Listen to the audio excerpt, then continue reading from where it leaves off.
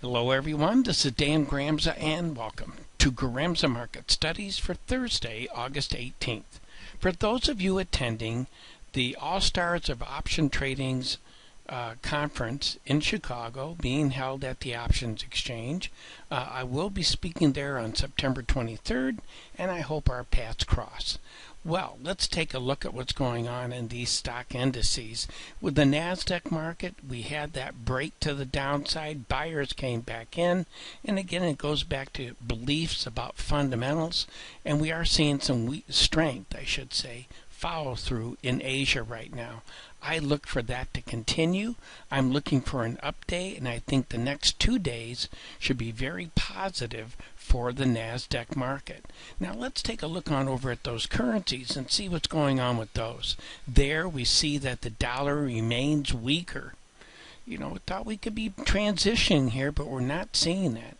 The euro is at a significant level. It's very important to get some follow through today for that market. If not, I think it's going to struggle next week. So right now we need to see follow through to continue in the European session. And in interest rates, I think it's orderly. Here we traded above that bullish level. And the difference between the bearish and bullish level in that market is $125 a contract. It's now positioning itself to give us a little bit of a rally here.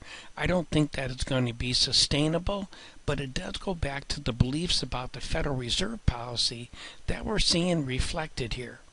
And in the and in the metals market, gold gave us a push up. I have my doubts about follow through in this market. Now this is Asia, and I'm looking for a strong session. As I talked about in the advanced video, there are significant references here to the upside. So we need to see this market really accelerate if we're going to see those buyers maintain control. In the energy market, we did make new highs. We have some fundamentals that are supporting this.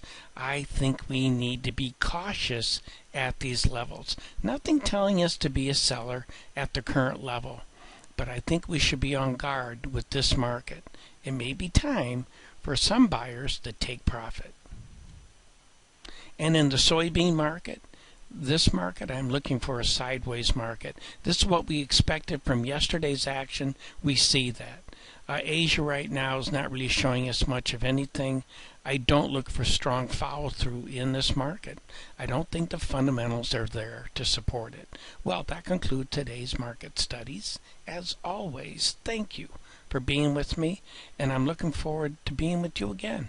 In the meantime, take care.